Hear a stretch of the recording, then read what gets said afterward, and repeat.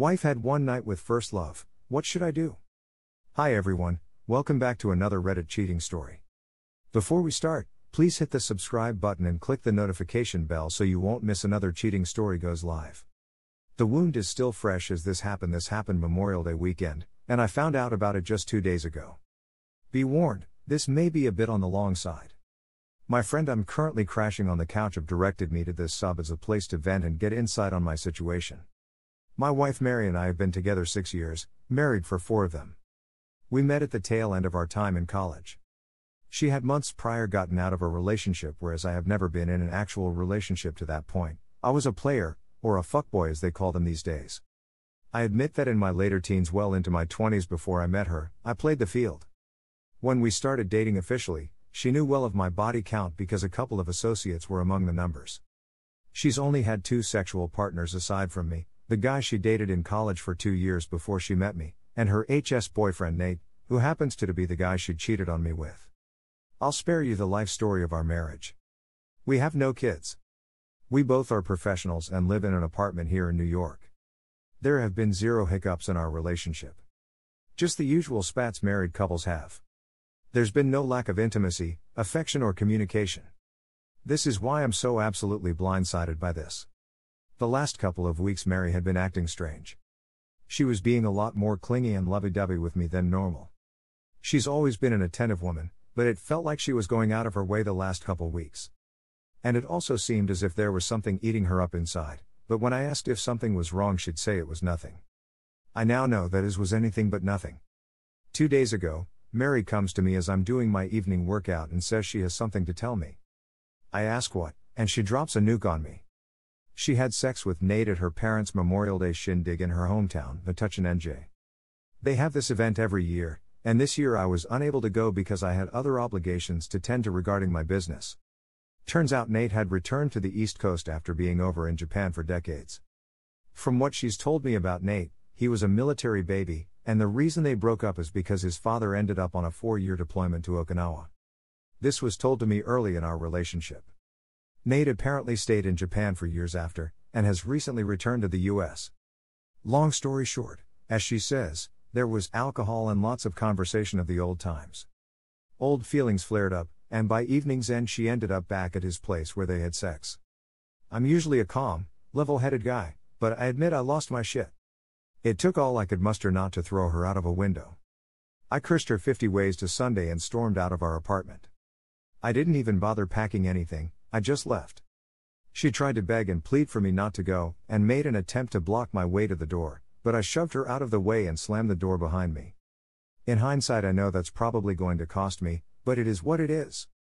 Like I said, this went down 2 days ago, and I'm presently typing this from my friend's apartment. She knows I'm here, as my friend had returned to my apartment to gather some things for me. I've completely cut contact with her, as I'm in no mental state to hear anything she has to say. So Reddit, is my marriage over? I love her with every ounce of my soul. I'd go through hell and high water for her. But this? I can't shake this. To her credit she at least admitted to cheating on her own accord, but to all of a sudden have tingles for your first boyfriend and fuck him the first day you reunite with him? Is this karma for me being a womanizer when I was young? I'm just lost, confused, hurt and angry right now. How do I cope with this? ETA, there's a lot of comments that have been made that I don't think I'll be able to respond to all, but I want to clear up a couple of the major points. First off, regarding a postnupt, I made that comment not in a right frame of mind. In all likelihood it won't be needed. While my state of New York is notoriously bad for men regarding divorce, if in fact I do decide to go that route I know Mary will not take me to the cleaners. Despite what a lot of you may think of her given the circumstances, she is not a vindictive or spiteful woman. I know a lot of you are going to fight me on that, but she's not. The next thing I want to address is the idea that this was premeditated. Today, I went over the data records on my cell phone plan and I can confirm that the first time they communicated May 27th, 2 days before the event. There is 0 communication between the two before that point, and a few texts from Nate following, that Mary never responded to. The last time he attempted to reach her was June 10th. So you can take the theory that they planned this months in advance or had been hooking up for months and throw it out of the window. Lastly, I've taken the time over the last day to think to myself with insight from my friend what I should do next, And the next immediate move I've decided to make on the matter is get time away from all of this. I need to sort things out, so I'm taking a step back from interactions, including social media. I will post an update once I've sourced things out. To everyone who has given me good, solid advice, I thank you. For everyone who has projected their own misgivings and toxicity of their own circumstances upon my situation, maybe you need to disconnect from social media as well. Some of best comments from our community. One thing to consider is that, after only 4 years of marriage, it's highly unlikely that you'll be on the hook for any alimony.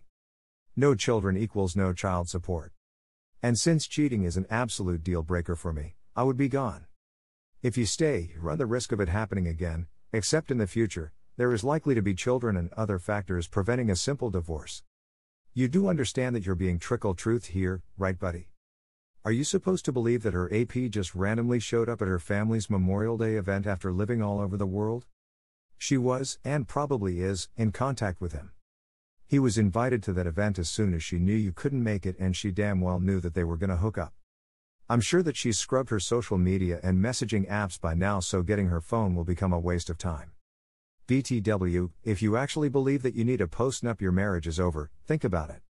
Emotional pain you will receive now is not close what you will have if she does again down the road. Let's in 30-year marriage time, then you will be hooked on her and she will be in your blood, and that is normal. House blah blah, kids will be hurt, all assets gone, and her too. Now if that nuke hits you, then it might even kill you, and I am serious cause I was there. 6 years is not small period you are together, but compare when you get 50 years of age and 30 years of marriage and everything turns to ashes and dust. I'd say get rid of her now and save yourself while you can. Once hook her, always hook her.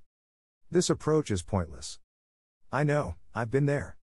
All that you are doing is attempting to regain control of the situation because you feel powerless. Gain that power back by leaving. Not through illusions of control over someone that only pretends to love you, will resent you for it, and that resentment will be the excuse for her next fling, which she will then blame on you. Don't listen to anyone who says a pre- or post-nuptial agreement won't work. I personally think you should drop her like a bad habit, but if not, definitely do a post-nuptial agreement. Have lawyers involved also. Everything from assets to future child custody can be agreed upon in a post-nuptial agreement. Bank account, joint ventures, family business, stock holdings, everything can be agreed upon and it can be made ironclad. I would say to anyone who come onto the internet to talk to regular people to get advice should always take advice with a grain of salt and always research everything for yourself and make your one decision, because nobody has to live with it but you. I don't know the state of your finances, but if you really fear losing any money, then I suggest to demand an immediate effect post-nup made by a lawyer as a precondition to reconciliation. After she signed, play the game a few weeks or month to make it look like you are trying to reconcile, then divorce with the post-nup in effect. I myself would just divorce anyways, and then if you guys decide to reconcile, then you guys just live together and you make sure to ensure she won't in the future come after you with some common law marriage BS if you break up. Also, if you do reconcile, you should enforce quite a bit of new boundaries on her, like never again going to that event again, and any traveling alone means a breakup, even 8 if it is for business. To her credit, she confessed, but that changes little if she is not willing to take permanent consequences to amend for her betrayal. And for the record, your body count means shit. You haven't betrayed her. Never let her use your body count as an excuse to justify any of her behaviors. Thank you for watching, and don't forget to subscribe and turn on the notification bell for any future cheating stories.